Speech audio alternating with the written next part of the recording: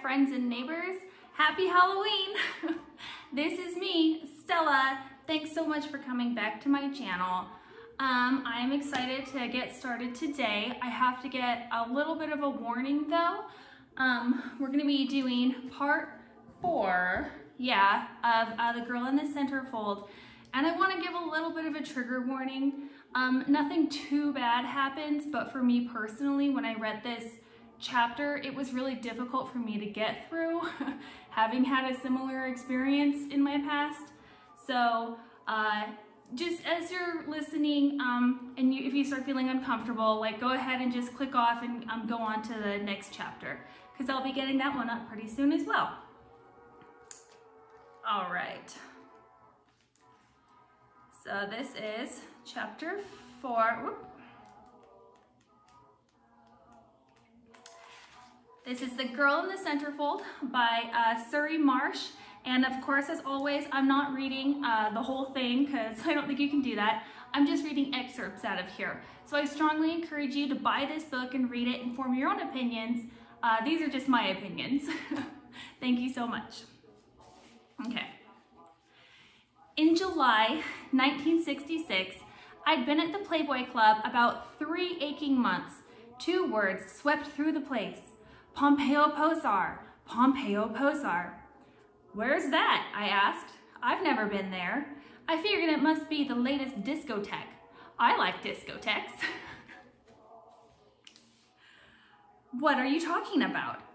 Pompeo Posar. Everyone keeps talking about it.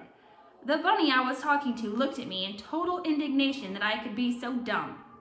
Pompeo Posar is a man, a Playboy photographer, gonna be in town for 3 days. Playboy regularly used bunnies as playmates or models in such features as The Bunnies of New York or Playboy Throws a Party. The girls hoped to be photographed for VIP, a magazine published by Playboy for club keyholders.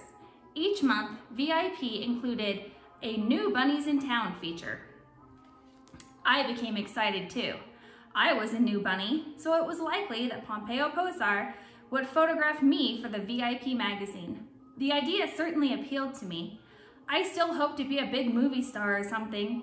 Here I was, beautiful and sexy, working in this hub of glamour. How groovy it would be to be selected as something special, to be publicized in VIP. Some movie producer might discover me. In the early afternoon, Pompeo Posar approached me. Pompeo is a remarkable man. The man has presence. He has command. He doesn't ask or suggest, he pronounces. That the person will ask upon his pronouncements is, to him, a category of the sun rising in the category of the sun rising in the east. He approached. He knew me. He assumed I knew him. He spoke. I'd like some pictures of you for the Centerfold. That was not a question, it was a statement. I've been asked before. I said no then, it's still a no. I'm not going to do it. Pompeo Posar smiled. I'm going to be in town 3 days, he said. You'll do it. That's what he thought. And that's what I thought. Pompeo Posar was around the club all day, taking pictures. He took several shots of me standing at the door, greeting customers, a sort of visual representation of, good afternoon, welcome to the Playboy Club. Pompeo Posar and I had a language problem. I had a Norwegian accent and he had an Italian one. I understood most conversational English, at least the gist of it, but I had considerable difficulty with English delivered with an Italian accent. I just didn't catch everything that he said. I was thrilled. I had never been with a professional photographer before, and I thought it terribly interesting and exciting. It sure did seem like Hollywood.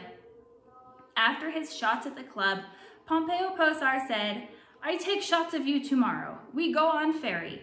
You look nice with sun and wind in your hair. I agreed, quite enthusiastically. I liked Pompeo Posar. He was witty in his way and charming and quite devastating. He had charisma. It seemed to me as if electric sparks were shooting off him, and I was quite awed. It was a gray, windy day, not good for photography, but we took a cab down to the Staten Island ferry. All afternoon, he photographed me on the ferry. Innumerable shots at the railing, in the lounges, all over the ship. The only break was for lunch, but I didn't mind. I was having great fun. It was turning dark when we returned to Manhattan. In the cab, he said, "Now we go to Jerry Uelsman's." He was another Playboy photographer who maintained a studio in Manhattan. "What are we going there for?" I think he said, "We get test shots." I didn't know what he meant by test shots, but I didn't ask. One does not ask, Pompeo Posar. One listens. Besides, I was with a fellow who had been taking pictures all day. It made sense to go to a photography studio. But we did not go to Jerry Uelsman's studio. We climbed a flight of stairs to a small apartment. I was confused. "What's this?" I asked. "This is Hefner's pad. He stays here when in New York. Nice, huh?" Was the whole afternoon, which I'd enjoyed so much, going to come down to a fast shuffle in bed? I was so disappointed. I expected something else from Pompeo Posar. When I turned back to him, I saw that I was wrong. He was busy setting up some lights. Then he picked up his camera. "I get more pictures," he said. I sighed with relief. He posed me a couple of times. Then he touched his chest in a gesture that needed no words. "Open your blouse a little." I undid a couple of buttons. He took a couple of photos. Then the gesture again. "A little more V, eh, Solveig? It'll look nice." I undid a couple more buttons. Only I ran out of them. I'm sure I giggled, something I only do when I'm nervous. He was a man concentrating wholly on his work, posing, shooting, reposing, concerned only with angles and light and focus. "The pants, lower please." Again, there was a gesture. I'd had my hands at my hips, holding my shirt tail so that my breasts remained covered. Doing so while unzipping my jeans so that they slid down my hips took some doing, but I managed. In a bikini, I revealed far more skin than I was showing. "That's good. Fine, now turn to face me. Shoulders back. Good." I felt like a marionette being maneuvered by strings. "Ah, good, excellent. Tummy in, chin up. Ah, beautiful. Now, the blouse please off." Now, the blouse please off. Somewhere, at a great distance, an alarm went off, clanging a warning bell that I kept trying to hear. "Remove the blouse, please. I get shots." "Look at the camera. That's better. Hold it. All right. But relax, nobody hurt you. Arch your back more. Good. Click, click." The sounds of the shutter and his voice were the entirety of my consciousness. I felt disembodied, as if it were another girl standing there naked to the pelvis, reacting to this man's every command. He motioned towards the bathroom. "Take pants off. I get shots in shower." He turned away and began to reload his camera. Relieved to be away from him, I went into the bathroom and started to take down my pants. Suddenly I saw myself in the mirror. What was going on? What was I doing? How could I? I had no answers. Quickly, he was at the bathroom door. "We be done soon, then have dinner." Part of me wanted to protest, but I was confused. I felt his presence commanding me. Somehow I couldn't argue. I felt that if he'd asked me to jump out the window, I would. "Here's what I want. You're stepping into shower. You have hold of curtain. Suddenly man appears. You turn your head to look at him. Now you try." Pardon me. Trying vainly to control my shivering, I tried the pose, parting the curtain and stepping into the shower as I ordinarily would.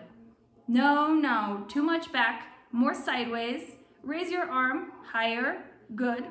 Click, and hold, click. A sexy look, yes, beautiful, click.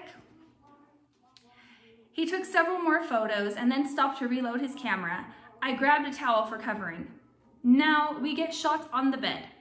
Still wearing the towel, I went to the bed. There were several poses on the bed. Through it all came the click, click, and the resonant drone of his voice. Shoulders back, tummy in, fanny out, look sexy. It seemed much longer, but actually only an hour had passed before he said, "That not so bad, eh? You very good subject. Now we'll have nice steak." Looking back on Pompeo Posar and his test shots today, I still wonder about some things, but I have a greater understanding of some other things. I wonder, for example, if his was the standard technique for getting girls out of their Levi's. I wonder if it is a technique prescribed by Playboy. Could there be a Playboy's Playmate photographer manual? Never ask her, never try to persuade her, be commanding, authoritative, tell her what to do. I have never seen such a manual, but I have a feeling it might exist. In any event, Pompeo Posar handled me just right. Nothing could have persuaded me at the time to pose nude. He would have had to remove my clothes forcibly and tie me down, but his day-long efforts, photographing me, getting me used to following commands, being scrupulously gentlemanly so as to never alarm me, well, it worked. Today, too, I have a greater understanding of my feelings. I believe psychologists call it disassociation. It wasn't me standing there naked, it was someone else, and I was an observer, watching what was happening with a disapproving interest. I understand also why I reacted this way. I had made such a thing of not posing nude. I'd said absolutely not. I'd sworn to myself it was something I'd never do. It was to me a big loss of self-respect, and I could never have volunteered to do it. Unable to stop Pompeo Posar and unable to accept the fact I was doing it, I disassociated myself from the action. I think perhaps there is a deeper reason why I was so against posing nude. At the time, I wasn't being very chaste, a subject to come up later in this narrative. I didn't think I felt very guilty about it, but perhaps I was kidding myself. Maybe I was all chewed up with guilt. It has occurred to me that the fact I wouldn't pose nude was the anchor of my self-respect. Maybe it was a never on Sunday sort of thing, or perhaps I was like the alcoholic who never touches a drop before noon. As long as there wasn't a camera around, it couldn't be all that bad.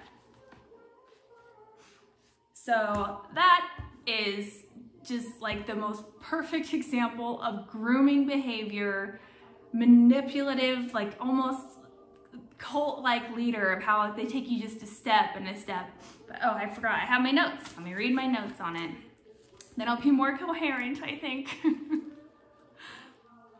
So, Pompeo Posar makes me deeply uncomfortable.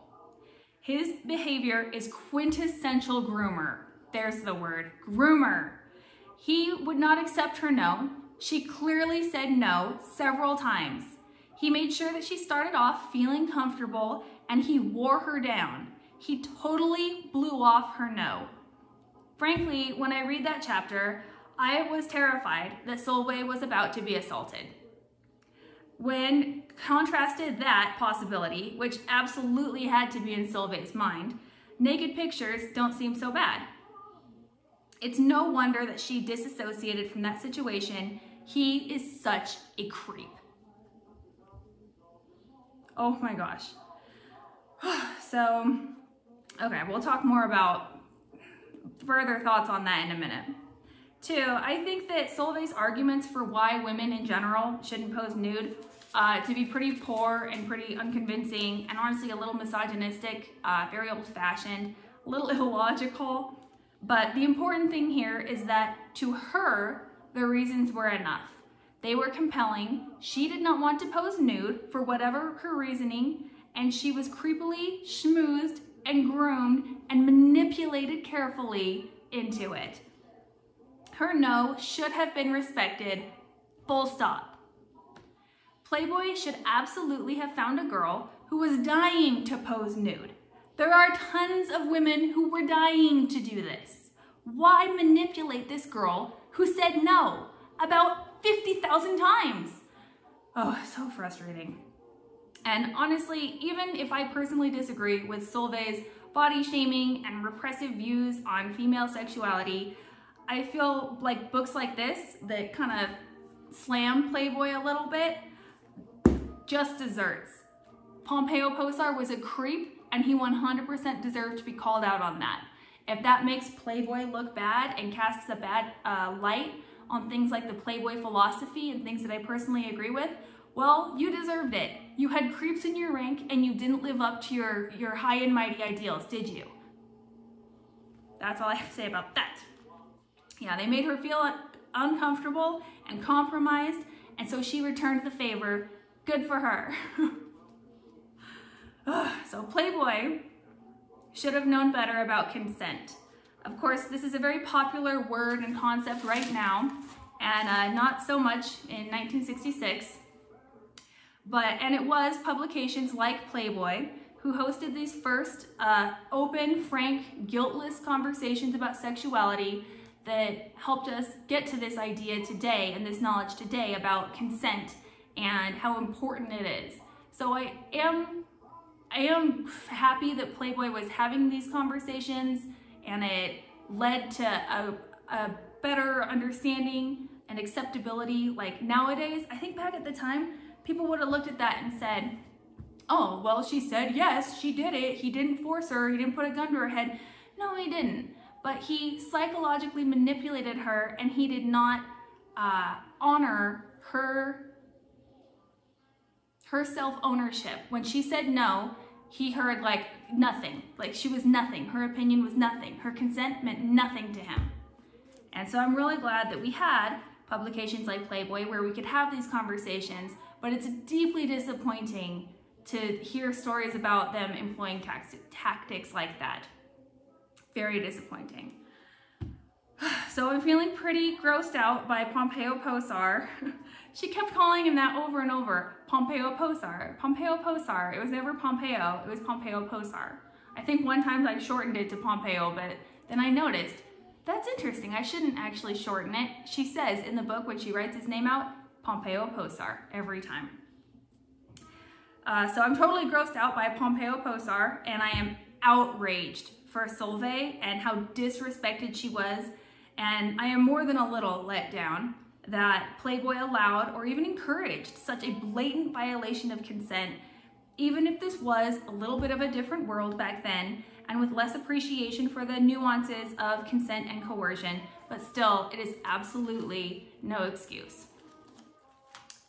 So that is probably my least favorite chapter in this book.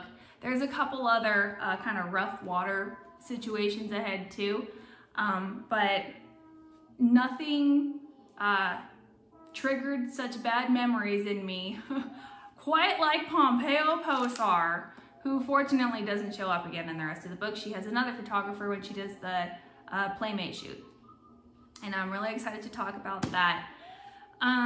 So this is a short kind of video today, but I did that a little bit on purpose because it is a bit upsetting to me. I think I mentioned all the points that I thought were really valid to bring up, and I would love to hear your perspectives and your feedback. What do you think about all of this? I'm very opinionated. I love to state my opinion, but I also really love to hear other people's opinions on things. I like to get different perspectives. I think it keeps you much better informed. And, you know, do I know everything? No, I know mostly everything. Just kidding. So maybe it was appropriate that on Halloween we had the chapter about the predator. Yeah, we don't have, obviously no one believes in vampires and werewolves and these things today, but it occurred to me that, yeah, we don't have monsters that shapeshift into wolves and like they sleep in coffins and all these things. But with the prevalence of these documentaries on Netflix these days, the fascination with people like Jeffrey Dahmer or Ted Bundy, I mean, don't we have werewolves? I don't see how a werewolf could be worse than what they got up to. So yeah, they didn't shift into animals, but they were still these predatory, horrifying creatures that we can hardly believe are real. And to a lesser extent, he wasn't Ted Bundy, but that was predatory behavior. That was creepy and gross. And so I'm glad that we have this book for girls to read and learn from.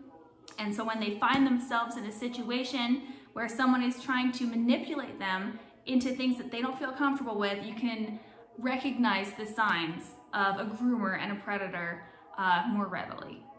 So thank you so much for listening to Stella's book club, and I am really excited to get on to the next chapter. It'll be a good deal more upbeat, I think.